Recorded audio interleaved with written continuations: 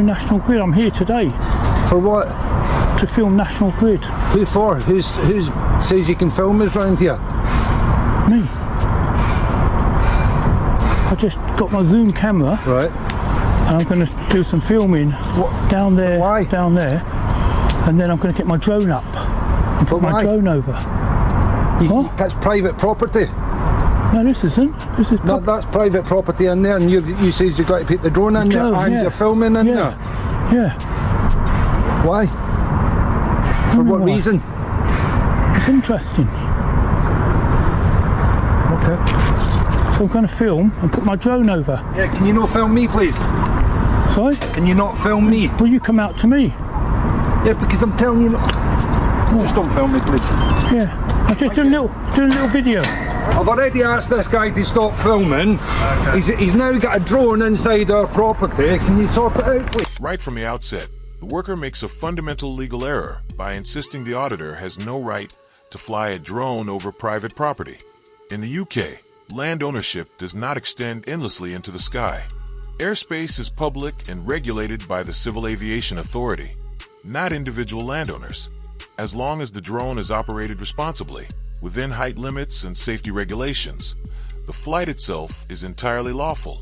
When the worker calls the police and claims the drone has entered private property, he's confusing physical trespass with airspace rights. Flying or filming above land does not amount to trespass in law. Property rights stop at the ground. The airspace above is a separate legal domain. This early misunderstanding sets the tone for the encounter and highlights how confidently misinformation can be presented as fact. Sir, do you mind if we have a chat quickly? Do you mind Not at the moment. I'll bring my drone down. That's fine. Yeah, it's okay. And then we can chat safely. Yeah? Okay. So what can I do for you? I'm doing. So this is an emergency response building for the police and different units within the police. Oh, right. Okay. Yeah. I will have to require your ID and stuff, as it is an emergency. It isn't permitted for drones to be flying with camera capabilities with a view into our car park. Do you understand that? No. Do you understand what I'm saying? No. Right, okay, but your drone has camera capabilities. I've seen that from your device, yeah. Okay, this is an emergency hub for the police, okay? It's not permitted in a zone for any drones with camera capabilities to be flying near it. Who said that? Okay, my supervisor. No. Well, she did, so it's not... Would you educate you?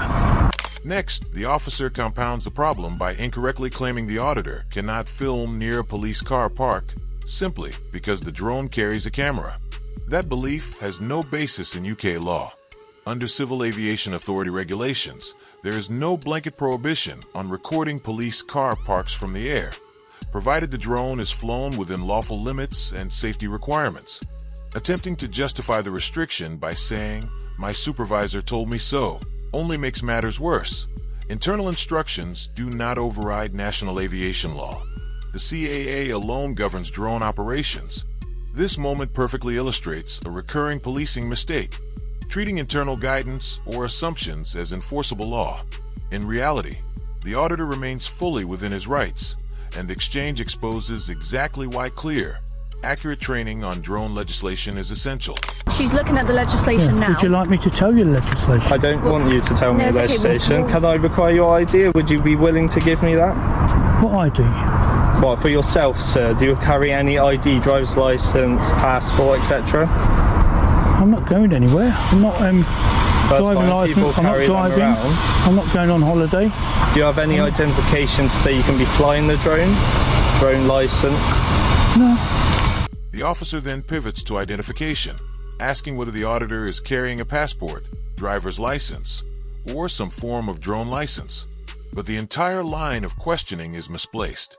The auditor calmly explains that he isn't driving, isn't traveling, and therefore has no legal obligation to carry identification.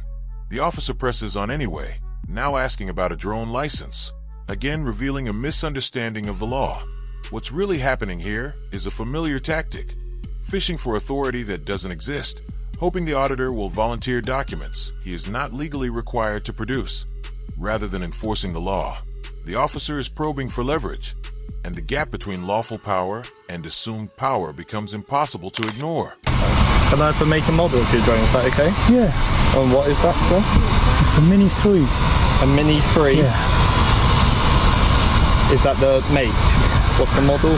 No, Mini 3. Oh, it DJI. is. DJI Mini 3. DJI. Thank you. Does it have audio capability, sir? No. It's just camera quality. Does it have any different camera specifications on it, heat mapping, etc.? So it's just a regular camera? It's a little plastic toy. That's fine, sir, but you have to realise you are flying it over what potentially is a very dangerous place for a drone to be flying over, a national grid hub with electric components in it, which if your drone gets struck or crashes down could cause a disaster for the surrounding area, as well as an emergency department with radio towers and electronic capabilities that could also be affected by your drone. Okay, if you lose control. Well, yes, lose sir. control. It can.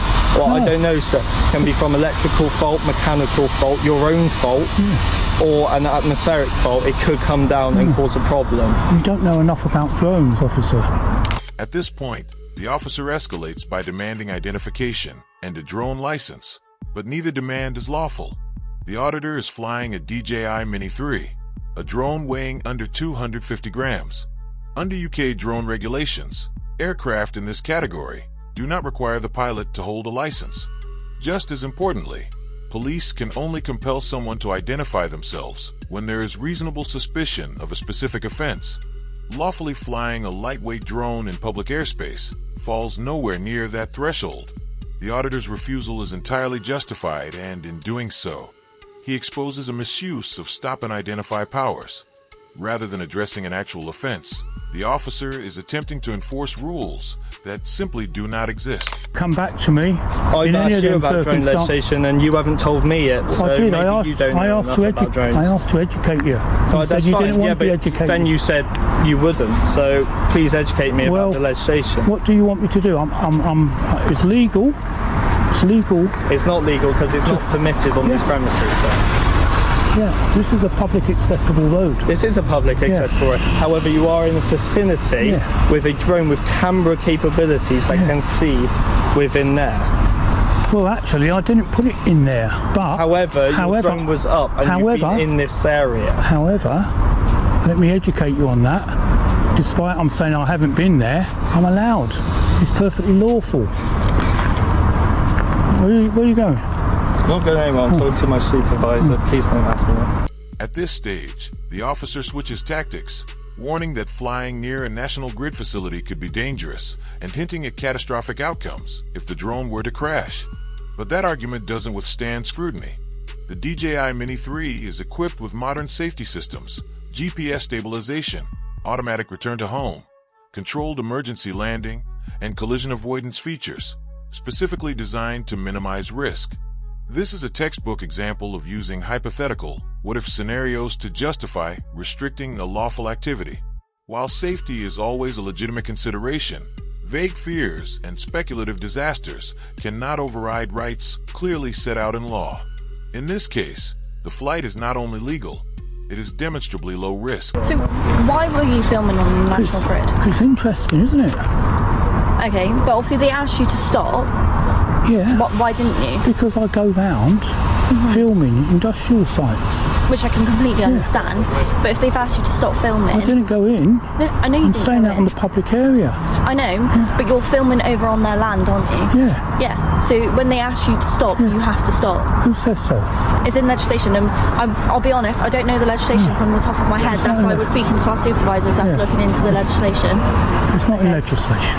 Yeah, but that's why we're getting our supervisors to check legislation. Because I'll be honest, I don't deal with drones. I don't really know drones. We have a specific team that deal with drones. I know, you have a drone unit. Exactly, so obviously I'm not capable to be able to say... I know you have a drone unit. You have your unit. drone ID operating licence on you?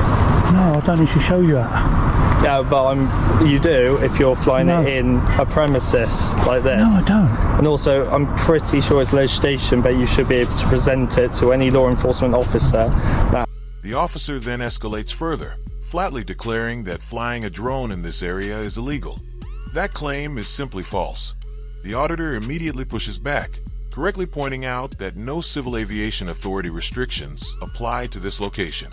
While the CAA does enforce strict no-fly zones, such as around airports, prisons, military sites, and major public events, this site falls into none of those categories.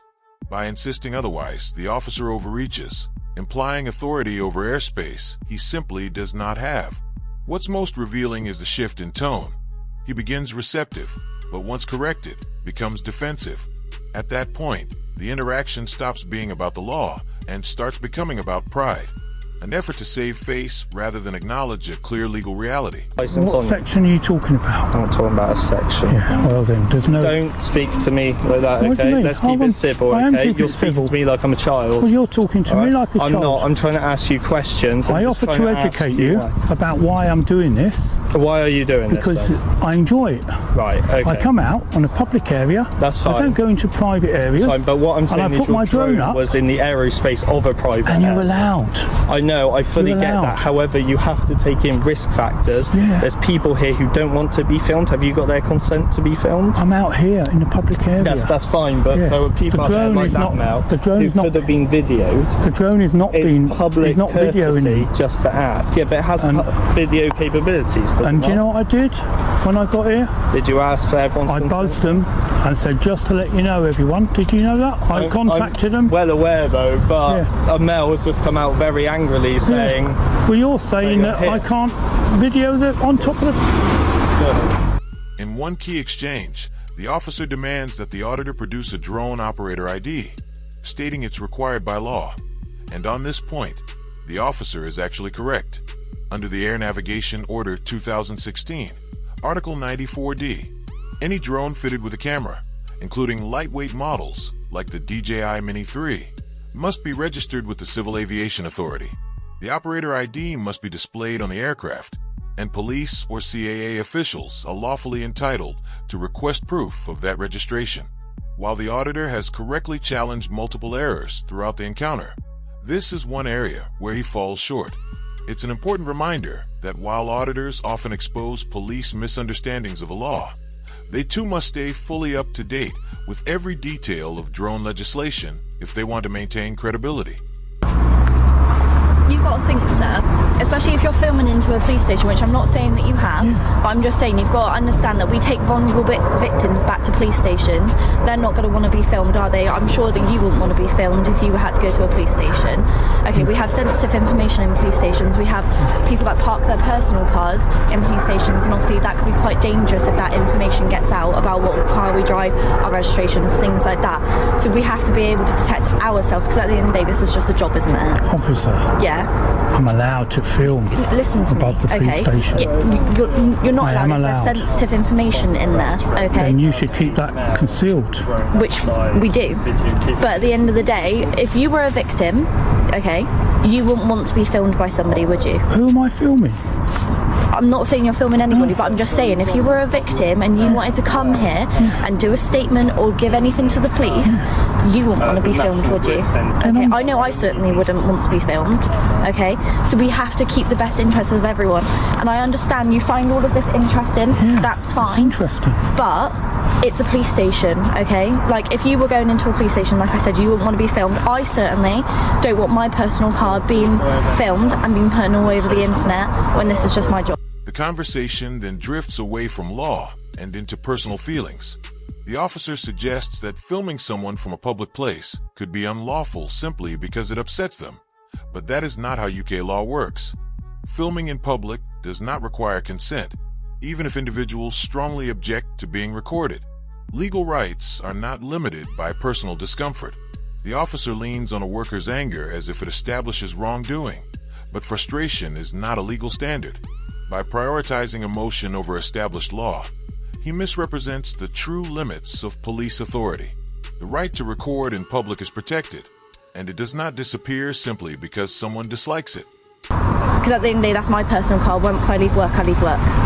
Yeah? Do you understand? Can you understand that? And my drone isn't picking up number plates. But can you understand that, though? But no, shall I tell you? People... No, I'm asking you a question. Can you understand that? Understand what? police officers and other police staff in this building. They park their cars all along here. Their cars are parked along here. Okay, so they don't want to be filmed when leaving work and that be put all over the internet, because that can become quite dangerous to people that hate the police and want to cause us harm. Okay. No one hates the police. Well, there's certain people that do, and I can completely understand why they do. Okay. I'm not filming no one. No one's leaving work. I'm But not you've filming. got a I'm drone not filming the drone. Yeah, but you've got a drone up that covers quite, I'm guessing, a lot of coverage around on the floor. Obviously, I don't know. I don't fly drones. I don't know what a drone really does. Okay. You should. But I don't, because I'm not on the drone team, so I wouldn't know. I'm on response, so that means I respond to 999 calls. That's my speciality. Another officer steps in, raising the issue of vulnerable victims who may not want to be filmed when visiting a police station. She even says, "If I were a vulnerable victim, I wouldn't want to be filmed." While that sentiment is understandable on a human level, it does not alter the law. Hypothetical discomfort cannot override lawful public filming. Restricting legal activity based on imagined scenarios is a troubling direction to take. Officers are not empowered to police how people might feel. Their duty is to uphold the law as it stands, not to enforce personal preferences or speculative concerns. I need you to require you to give me your details. Can I just say that your inspector and your chief constable Sarah Crew, will not be happy if you misuse your powers I could get under my section inspector out here if 50. you like. Please, I've not committed any antisocial behaviour, and you know full well that section 50 is designed for antisocial behaviour, and we know where it is, in town centres or in car parks with kids on bikes and motorbikes it's and not cars. just for that, but People committing antisocial behaviour. I'm a law-abiding citizen. No, we're not saying. I'm doing my. Not at all. Okay, I'm doing my drone how flying. about, why don't I get my inspector out here if you feel more comfortable? No, he wants. Do you want our inspector? Yeah, he asked. Okay, that's fine. Yeah. At this point, even the first officer appears uneasy. He interrupts his colleague, clearly recognizing that she has crossed a line. It's unusual to see one officer step in to correct another, and it speaks volumes about just how far off base the Section 50 claim had become. Despite his own earlier mistakes, he understands that her approach risks pushing the entire encounter into unlawful territory. That intervention quietly underscores how inappropriate and legally unsound her interpretation really was.